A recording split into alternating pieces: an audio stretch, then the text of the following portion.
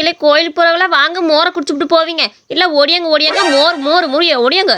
ஏத்தா ஆத்தா வாத்தா வாத்தா மோர் குடிச்சிட்டு போத்தா. எம்மாடி வாங்க வாங்க கோயில் போற முன்னாடி மோரை குடிச்சிட்டு போங்க. அப்பதான் தெம்பா சாமி கும்பிட்டு வருவீங்க. வாங்கம்மா மோர் குடிச்சிட்டு போனா ரொம்ப நல்லது. ஓடியாங்கம்மா. ஏண்டியே இந்த பச்சையம்மா இது மோர் ஊத்துறன்னு வேண்டியிருப்பா போல. அதான் கோயிலுக்கு முன்னாடி மோர் வாளியோடு நின்றுட்டு இருக்கிறான். சரிவா நம்மளும் ஒரு கிளாஸை வாங்கி குடிச்சிட்டு வருவோம். தெம்பா வச்சிருக்கும். இந்த வெயில் அடிக்கிறதுக்கு கொஞ்சம் எதமாவது இருக்கும். வாடியே இந்த கிளவிட்டுலாம் ஒன்றும் ஓசியா வாங்கிட முடியாது. இந்த மோரை ஊற்ற அந்த கிளவிக்கு எப்படிதான் மனசு வந்துச்சோ தெரில. இதுலேயும் எம்படி தண்ணியை கலந்து வச்சிருக்கோ தெரில. சரிவா ஒரு கிளாஸை வாங்கி குடிச்சுட்டு வருவோம். ஏம்மா வாங்க வாங்க ஆளுக்கு ஒரு கிளாஸ் மோரை தரையும் குடிச்சுட்டு போய் சாமி கும்பிடுங்க. அப்போ தான் தெம்பா இருக்கும் பார்த்துக்கோங்க. தரட்டுமா 2 கிளாஸு? சரிடி பச்சையம்மா எங்களுக்கும் அங்கேருந்து நடந்து வந்ததுக்கு கொஞ்சம் களைப்பாத்தான் இருக்குது. எங்கள் ஆளுக்கு ஒரு டம்ளர் மோரை கொடு, நாங்கள் குடிச்சுப்பிட்டு சாமி கும்பிட்றோம். அப்போ கொஞ்சம் நிம்மதியாக இருக்கும். ஏண்டி பச்சையம்மா இது மோரா இல்லை தண்ணி அடி? இதுக்கு நீ தண்ணியவே அண்டால ஊற்றி வச்சுட்டு உக்காந்துருக்க வேண்டியதானே? அடி பூரா தண்ணியாக இருக்குடி. இதை மோர்னு வெளியே சொல்லிக்காத. வெறும் தண்ணியில் மல்லித்தலையை கலந்து போட்ட மாதிரி இருக்குது. சரி நாங்கள் கிளம்புறோம். அப்படியே வந்தேன்னு வச்சுக்க ஆஞ்சு பிடி வேண்டி. எங்கடி மோரை குடிச்சிட்டு பணம் கூட கொடுக்காம 2 பேரும் கோயிலுக்குள்ளே போறீங்கிறீங்க? ஆளுங்களுக்கு மூஞ்சி பாரு. நான் ஓச்சிலே மோர் ஊற்றிட்டு இருக்கேன். ஒரு டம்ளர் 10 ரூபா வித்துக்கிட்டு இருக்கேன். நீங்கள் என்னமோ இப்படி சொல்லிக்கிட்டு இருக்கீங்க? ஒழுங்கா என் மோருக்கான பணத்தை கொடுத்துட்டு அதுக்கப்புறம் போங்கடியே. ஐயா இந்த தண்ணி மோருக்கு 10 ரூபா வேற கொடுக்கணுமா? ஆளை மூஞ்சியும் பாரு. நீ கோயில் வாசல் முன்னாடி போட்டா எல்லாரும் ஃப்ரீன்னு தான் வாங்கி குடிக்க வருவாங்க. நீ இப்படி பணம் கேட்பேன்னு எங்களுக்கு எப்படி தெரியும்? உன் மோருக்கு அவ்வளோ பணம்லாம் கொடுக்க முடியாது கிளவிய. ஏண்டி நீ ஏதோ நேர்த்தி கடன் வச்சிருப்ப போல. அதனால தான் மோர் ஊத்துறேன்னு நினச்சி தான் நாங்கள் வாங்கி குடித்தோம். இது காசுன்னு சொல்லி தான் நாங்கள் வாங்கி குடிச்சிருக்கவே மாட்டோண்டியே. இது பேர் மோராக்கும். நாங்களாம் கொடுக்க முடியாதுப்பா. இங்கே பாருங்கடி 2 பேரும் மோர் காசு கொடுக்கலன்னு வச்சுக்க கத்தி ஊரே கொடுத்துடுவேன். மோரை வாங்கி குடிச்சுட்டு காசு தர மாட்டாளுங்க பத்தியா? இனி நான் உன்ட்ட இது சொன்னேனாடி. நான் நேர்த்தி கடன் வச்சிருக்கேன். அதை ஃப்ரீயாக மோர் கொடுக்குறேன்னு சொன்னேனாடி. நீங்களாம் வாங்கி குடிச்சுட்டு காசு கொடுக்காம போனால் என்னடியாத்தா? இப்போ எனக்கு காசு வரலன்னு வச்சுக்க மரியாதை கெட்டு போயிடும். உங்களுக்கு காசு எடுத்துவீங்கடியே. அடா சரியான பித்தலாட்டக்காரியா இருக்காடி இவ. பயங்கரமான ஆள் வந்து மோரை குடிச்சதுக்கு அப்புறம் விலைய சொல்றா பாரு. இந்தாடி இவன் பணா குடி. இந்த பச்சையம்மாவா தொக்கா நான் காசு வாங்காம விட்டு போடுவேனா? வீட்டுக்கு போயா முடிய பிடிச்சி இழுத்து போட்டு அடிச்சது காசு வாங்கிட்டு வந்துட மாட்டேன். நல்ல காலம் பிறக்குது நல்ல காலம் பிறக்குது. கிளவி கதவை திறந்து பாரு கதவை திறந்து பாரு. ஐயா குடு உடுப்புக்காரனா இவன் முன்னாடி வரவே கூடாதுன்னு நினச்சி வந்து தொலைஞ்சிட்டுமே ஓடிடுவேன். ஏதாவது வாக்கிக்க சொல்லி விடுவேன். ஏய் நீ எங்கேயும் தப்பிக்க முடியாது. நீ தப்பிச்சேன்னு வச்சுக்க இங்கே இந்த 90 எடுத்து உன் மண்டையில வீசி போடுவேன். அப்புறம் நீயே காலம் முழுக்க இதே இடத்துல இருப்ப கோமா ஸ்டேஜ்ல. உனக்கு வாக்கு சொல்லதான் தாய் வந்திருக்கிறேன். வாக்கு சொல்லத்தான் வந்திருக்கேன். அந்த வாக்கு கேளு தாயே. சாமி எது வாக்கு கீக்கு அவசரப்பட்டு விட்டுப்படாதீங்க. எனக்கு என்னமோ வாக்கு சொல்லணும்னு சொன்னீங்களே, சீக்கிரம் சொல்லிட்டு கிளம்புங்க. எம்மா தாயே உன்னோட வார்த்தையெல்லாம் பொண்ணு, ஆனா உன் உடம்பெல்லாம் புண்ணு. உன் மனசோ தங்கம், ஆனா உன்கிட்ட இல்ல ஒட்டு தங்கம். உன்னையோட வளர்ச்சியை முடக்கி போட்டு வச்சிருக்காங்க தாயி, முடக்கி போட்டு வச்சிருக்காங்க. நான் சொல்ற பரிகாரத்தை செஞ்சேன்னா அது எல்லாம் சரியா போயிடும். அது மட்டும் இல்ல உனக்கு சாபம் விட்டுட்டு போயிருக்கிறாங்க. இன்னும் 3 நாள்ல நீ மண்டையை போடணும்னு. அதனால பார்த்து நடந்துக்க. நான் சொல்றத செய்யறேன்னு வச்சுக்க மண்டையை போட்டு விடுவேன். ஐயோ என்ன சாமி சொல்றீங்க? அப்படிலாம் நான் மண்டையை போட்டுறக்கூடாது. எனக்கு வாழணும்னு நிறைய ஆசை இருக்குது சாமி. நீங்க என்ன பரிகாரம் சொன்னாலும் நான் செய்ய தயாரா இருக்கிறேன். தயவு செஞ்சு எனக்கு அந்த பரிகாரத்தை சொல்லுங்க. அப்ப சொல்றேன். இந்த கிராமத்திலே யார் ரொம்ப கருப்பா இருக்கிறாங்களோ அந்த பயலை பார்த்து அவனுக்கு பேண்ட் சட்டையெல்லாம் எடுத்து கொடுத்து அவனை பத்திரமா பார்த்துக்கணும். இதை நீ செய்ய. இப்ப எனக்கு ஏதாவது காணிக்கையா போய் கொண்டு வா. ஓடு கிளவியா. என்ன அரிசியை கொண்டு வந்து போடுற? அதான் அரிசியில பூரா வண்டு வச்சு கிடக்குது. என்னைய பார்த்தா உனக்கு எப்படி தெரியுது? நல்ல பொருளை கொண்டு வந்து போட மாட்டியா நீயே? என்ன சாமி நீங்க காணிக்க இதை தானே கொடுப்பாங்க. பின்ன என்ன உங்களுக்கு ஆட்டுக்கறி எடுத்து குழம்பா வச்சு தருவாங்க? இதுக்கு மேல இந்த கிளவி இருந்தா கண்டுபிடிச்சிருவா ஓடிடுவா. ராசா ராசா வெளியே வா ராசா. உனக்கு நல்ல காலம் பிறக்க போகுது ராசா. வெளியே வந்து பாரு. ஐயா என் பேரு ராசா கீசாலாம் இல்லை. என் பேரு தடியன் மட்டும் கூப்பிடுங்க ஐயா. ராசா வேணாம் கீசா வேணாம். சரி இப்ப என்ன வாக்க சொல்லணும்னு அதை சொல்லிட்டு போங்கய்யா. ராசா நீ உச்சத்துக்கு போக போற. உச்சத்துக்கு போறதுன்னா 2 வகையான உச்சம் இருக்கு ராசா. ஒன்னே சாதிச்சு உச்சத்துக்கு போறது, இன்னொன்னு மண்டையை போட்டு உச்சத்துக்கு போறது. ராசா அது 2வது ரகம். ஏயா நல்ல வாக்க சொல்லாம என்ன எப்படி சொல்லிக்கிட்டு இருக்கிற? 2வது ரகம் சொல்லிவிட்ட. நான் கூட முதல்னு சொல்லி பார்த்தா ஐயோ நான் வாழணும்னு ஆசைப்படுறேன். என் கோதாவரிய கூட இருக்கணும். அட கல்யாண யோகமாக்கும். உனக்கு இந்த வருஷத்துல கல்யாண யோகமே கிடையாது.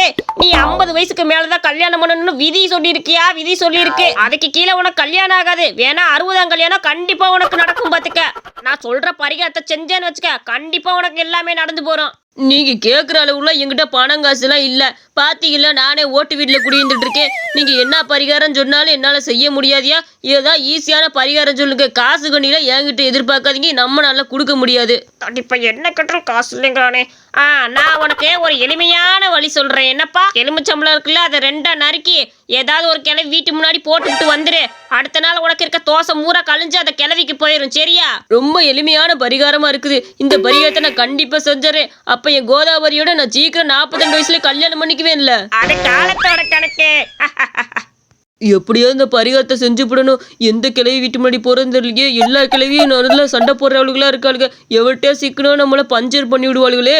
ஒரு கண்ணாடி போட்ட கிளவி இருக்குது, அதுதான் வாய் பேசாம ஊருக்குள்ள அமைதியா இருக்கும். பெசாட்டு அந்த கிளவி முன்னாடி அறுத்து விட்டுற வேண்டியதான். யாரு பார்க்கலையே, யாராவது பார்த்தாங்கன்னா அவ்வளவுதான். பெசாட்டு இந்த இடத்துல நறுக்கி போட்டு விட்டுற வேண்டியதான். ஐயோ, யாராவது வாங்கலே, இங்க கொஞ்சம் வாங்கலே. இதை தடியை என் வீட்டுக்கு செய்வன வச்சுக்கிட்டு இருக்கிறேன். வாங்கலே, நான் என்ன பண்ணுவேன்? நான் பாட்டுக்கு இருக்கிற வீட்டுல எலுமிச்சம்பழத்தை நறுக்கி போட்டு செய்வன வைக்கிறானே. என் கை கால் நல்லா இல்லாம போகணும்னு. ஐயோ, என்னோட கூப்பிட்டதுமே எல்லாமே வந்துட்டாங்க. நம்ம செத்தோம். நான் என்ன தானே சொல்லுவேன். இந்த தனியை காலங்காத்தாலே வந்து எலுமிச்சம்பழத்தை நறுக்கி என் வீட்டு முன்னாடி போட்டு விடுறாங்க. இவனுக்கு நான் என்ன பாவம் பண்ணேன்? எனக்கு செய்வன வைக்கிற அளவுக்கு இவனுக்கு என்னத்த நான் பாவம் பண்ணேன்னு தெரியல. அப்படி ஒரு கெட்டென்ன புத்தி பிடிச்சி திரியிறான் பாத்தீங்களா? என் கை கால்லாம் நல்லா இருக்க கூடாதுன்னு நினைச்சுதான் அப்படி போட்டிருக்கிறான். அவனை நான் சும்மாவே விட மாட்டேன். யாரும் கேட்க மாட்டீங்களா? நீ ஒன்றும் பயப்படாதம்மா, நாங்கள் எல்லாம் கேட்குறோம். அந்த தடியை என்ன தைரியம் தான் எலுமிச்சம்பழத்தை நறுக்கி போட்டிருப்பான். இந்த இரு கேட்குறேன். ஐயோ, நீங்கள் நினைக்கிற மாதிரி நான் எலுமிச்சம்பழம் வியாபாரம் பார்த்துட்டு இருக்கேன். உன்னை புளிஞ்சு பார்த்தேன், வேற ஒன்றும் இல்லை.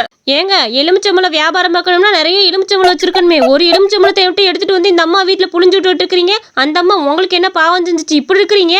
இந்த ஆளை சும்மா விடக்கூடாது. இப்பயே கொண்டு போய் ஊர் தலைவர் வாங்கி நிப்பாட்ட வேண்டியதான். எல்லா வீட்டுக்கும் செய்வனி வச்சுக்கிட்டு இருக்கான்னு சொல்ல வேண்டியதே. ஐயோ, அதெல்லாம் பண்ணாதீங்கம்மா. ஊரை விட்டே விலைக்கு வச்சிருவாங்க. பெசாட்டு ஓடிற இருக்கு. எம்மா, கலர் கலர் இட்லி ஓடி வாங்க. பீட்ரூட் இட்லி, கேரட் இட்லி, மல்லி இட்லி எல்லாம் ஓடி வாங்க, சாப்பிடுங்கம்மா. இது புதுவிதமான இட்லிகள்லாம் இருக்குது. வாங்க வாங்க. என்னடா கருவாயா இது? நல்ல orange colour idli, red colour idli, பச்சை கலர் இட்லிலாம் இருக்குது. ஆமாம், இந்த இட்லியில் எப்படா இவ்வளோ கலராக வந்துச்சு? நான் வெள்ளை இட்லி மட்டும்ல கேள்விப்பட்டிருக்கிறேன். இந்த மாதிரி இட்லிலாம் நான் கேள்விப்பட்டதே இல்லையே. இந்த கலர்லாம் இந்த இட்லியில் எப்படி வந்துச்சு சொல்லு. ஐயாக்கா, இந்த கலர்லாம் அந்த மல்லி சட்னி இருக்குல்ல, மாவுல கலந்து விட்டா மல்லி இட்லி, பீட்ரூட்டை கலந்து விட்டா சிவப்பு இட்லி, கேரட்டை கலந்து விட்டா அது கேரட் இட்லி. அவ்வளோதான்க்கா. நான் என்ன கலர் பொடியாக கலந்து கொண்டு வந்துட போகிறேன். இதெல்லாம் நல்ல உடம்புக்கு தெம்பான இட்லிங்க தான், சாப்பிட்லாம். சரிடா, எனக்கு அந்த பீட்ரூட் இட்லி எடுத்து வை. அதோட சுவை எனக்கு ரொம்ப பிடிக்கும். அதை எடுத்து வை. போய் உட்காருக்கா. உனக்கு இல்லாமையா? போய் எடுத்துட்டு வரேன். போய் உட்காருப்போ. ஐயே, என்னது இது? டே கருவாயா, என்னடா இதில் பீட்ரூட் சுவை கொஞ்சம் கூட இல்லை. ஏதோ நர மண்ணு மாதிரி தானே இருக்குது. வேற எதுவுமே இல்லையே. மாவு இட்லி மாதிரி தான் இருக்குது. இந்த கலரை மட்டும் போட்டு வச்சு எப்படி இருக்குமோ அப்படி தானே இருக்குது. இல்லை பீட்ரூட் கலந்துருக்கிறே இல்லையா? எக்கா, என்னக்கா இது? ஆவியில் வேகுதுல்ல, அந்த பீட்ரூட் மனம் கிட்டலாம் போயிடும் போல. அதுக்கு நான் என்ன பண்ண முடியும்? மனத்தை பிடிச்சா வைக்க முடியும்? நான் எல்லாத்தையும் பீட்ரூட் கலந்துருக்கேன்க்கா. நீ இதுக்கு ஒன்றும் கவலைப்படாமல் சாப்பிடலாம். சாப்பிடு. சரிடா கருவாயா, இந்த பணம். இதுக்கு மேலே உன் இட்லி என்னால் சாப்பிட முடியாது. நான் போகிறேன்.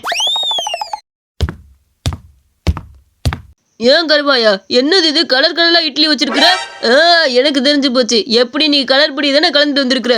மொசை பிடிக்கிற நாய மூஞ்சியை பார்த்தாலே தெரியாதாக்கும். சரி சரி, இதெல்லாம் எப்படி இந்த கலரில் கொண்டு வந்தேன்னு எனக்கு சொல்ல முடியுமா? என்னென்ன கேள்வியா?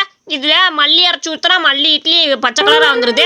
அப்புறம் பீட்ரூட் இட்லி, இது கேரட் இட்லி. அதனால அந்த கலராக தானே இருக்கும். நான் எனக்கு கலர் பொடியாக போட்டு வைக்க போகிறேன். ஐயோ கருவாயா, எனக்கு கேரட் இட்லி இதெல்லாம் பிடிக்காதுடா. கலர் பொடியை கலந்து வச்சா கூட அந்த கலருக்கும் அதுக்கு பார்க்க நல்லா இருக்கும். இது இந்த மாதிரி இட்லின்னு சொல்கிறியே.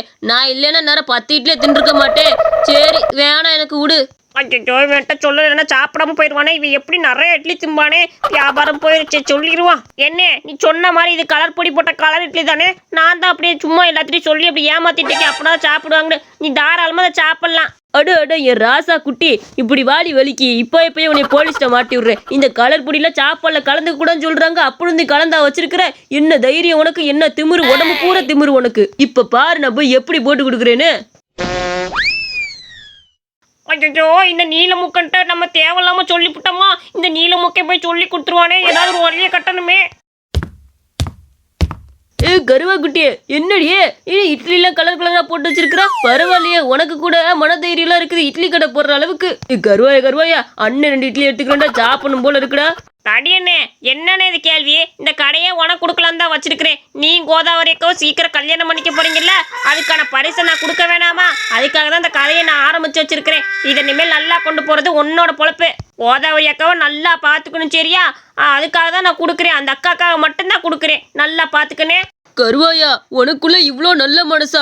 எனக்கு இப்போதாண்டா உன் மனசு புரியுது. இத்தனை நாளா நான் கூட உன்னை என்னமோ நினைச்சிட்டேன். எனக்காக ஒரு இட்லி கடையே விட்டு கொடுக்குறியே. சீக்கிரமே உனக்கு ஒரு சிலையை வச்சு போடுறேன்டா, கவலைப்படாத. என்ன எல்லாம் செலன் வச்சுன்னு வச்சுக்க. என்னடா குரங்கு சிலையை தூக்கிட்டு வந்து இங்கே வச்சிருக்கேன்னு கேட்டு போடுவாங்க. பேசாம நீ கடையை பார்த்துக்கிட்டே நான் போயிட்டு வரேன், சரியா? இவ்வளோ பெரிய நல்ல விஷயத்த செஞ்சு போட்டு இப்படி ஓடுறானே.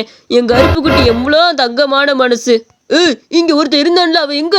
அவன் தான் அந்த கடையை வச்சிருந்தான். இந்த கலர் பொடியெல்லாம் போட்டு இட்லி விற்கிறது அவன் தான்யா. அவனைத்தான் அரெஸ்ட் பண்ணணும். இவன் யாருன்னே தெரியல. டோமர் இங்க வந்து நின்றுட்டு இருக்கான். யார டோமருங்கிற? இந்த கடைக்கு ஓனரு நான்டா. இனிமேல் இந்த இட்லி கடையோட இட்லி எல்லாமே நான் செஞ்சது. அதனாலதான் அவ்வளவு சுவையா இருக்குது. இப்ப நீயே திங்கிற அளவுக்கு வந்துருச்சு பத்தியா? போலீஸை கூப்பிட்டு வந்து சரி 4 இட்லி தூக்கிட்டு போறேன், நாய் மாதிரி கவ்விட்டு போ. ஏண்டா, என்ன தைரியம் இருந்தா உனக்கு? எவ்வளவு கொழுப்பு இருந்தா கலர் இட்லியை போட்டு வித்துப்புட்டு வாய் பேசுவ? விற்கிறதே ஃப்ராடு தானோ, இதை திமிரு வேற பண்றியா? என்னது கலர் பொடி போட்டு இட்லியா? ஐயோ, இந்த கடையை நான் வைக்கலைங்க. கருவாயெல்லாம் வச்சிருந்தான். இப்ப கொஞ்ச நேரத்துக்கு முன்னாடி தான் இந்த கடையை என்கிட்ட கொடுத்துட்டு போனாங்க.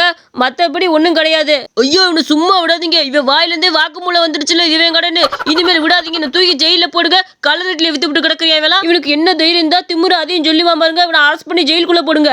ஐயோ, வேணாம் விட்டுருங்க என்னைய. இந்த கதை உங்களுக்கு பிடிச்சிருந்துச்சுன்னா மறக்காம நம்ம அனிமேஷன் ஸ்டோரிஸ் சேனலுக்கு சப்ஸ்கிரைப் பண்ணிக்கோங்க.